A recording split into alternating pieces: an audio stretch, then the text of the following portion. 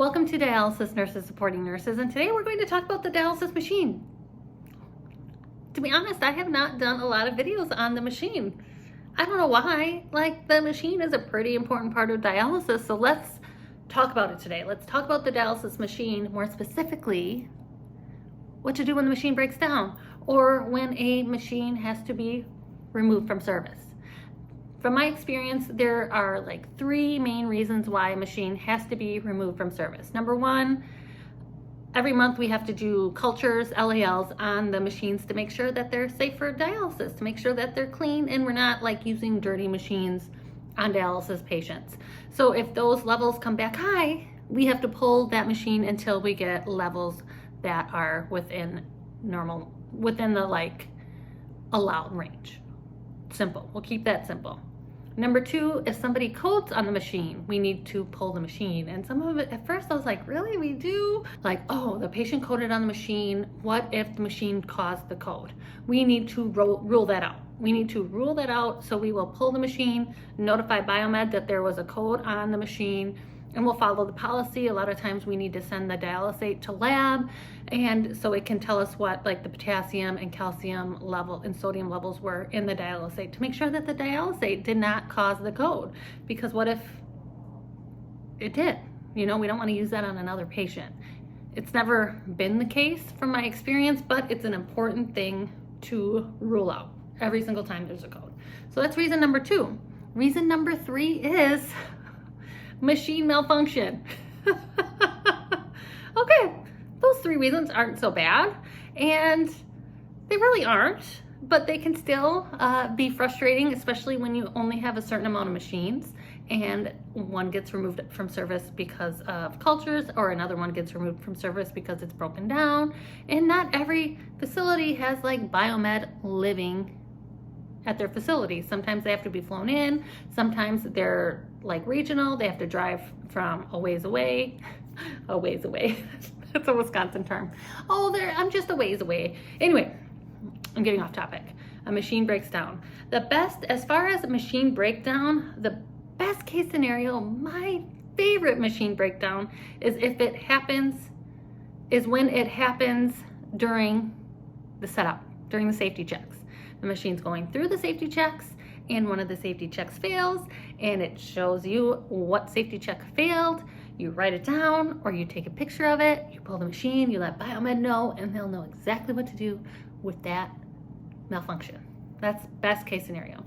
Second case scenario is you get everything hooked up, you hooked up the patient, and now you're getting all these alarms and you don't know what to do, and you are certain that it is the machine malfunction. And it might be, but we also need to make sure that it's not user setup error or just like user error. And I don't like that term at all, because it means that I did something wrong. But if I'm being honest, sometimes I do something wrong. And fortunately, from my experience, it's usually something simple, like I forgot to unclamp or clamp something. So that's like usually what I check first. Wait. First thing, check the patient, right? Okay, patient, are you safe? Can you see the whites of their eyes? Are they looking at you? Are they talking to you? Are they having any pain? Are they okay? Oh, good, they're okay. You're fine. Now let me fix this machine. What did I forget to clamp or unclamp? Maybe I drained the saline. Like, what is going on? And if you're new to dialysis, that's not gonna just like click right away. You're going to need some help, because when I was new, I kind of like froze. I'm usually like, oh, the machine's broken, rinse back the blood, let's get another machine in there. But usually it is, I did something wrong in setup. If the machine gets through all of its safety checks and I get the okay to connect the patient, it is usually user setup error. But not always. There's always exceptions. But when you're new, just ask for help. Like, hey, I'm getting some alarms over here. I'm not really sure what to do. Because sometimes it's a clamp, or maybe the dialysate is empty, or maybe the bicard's empty. Usually it's something super simple like that. Or the needle's out, you know? That's why you have to look at the patient first. Like, why am I getting this alarm? Oh, the needle's being pulled out, you know? Oh, I've got an infiltrate there, you know? I need to work on this infiltrate before I can fix the machine, and just ask for help. Like if you've been a nurse for any amount of time, you know what to do with a needle infiltrate to keep that machine from clotting, because I hate a clotted system. I just hate it. All that, especially if you can't rinse back the blood. But whew, do I get off topic? Oh my gosh. All right, machine malfunction. It can usually, the machine will let you know before you even get to connect patient. And other times it's user setup error. The machine has even malfunctioned, but whatever I did to set up the machine, I didn't do it quite right, so the machine can function appropriately. And then sometimes the machine is not working right, and I do not know why. I did set it up correctly, but this machine is still not working right, and I cannot keep running this patient on this machine safely. I have to rinse back their blood, pull the machine, and get another machine and get them set up again. And that's usually part of QAPI, is machine malfunction during treatment, I think. Anyway, coming back. If that happens, it's very important for biomed to know what's going on.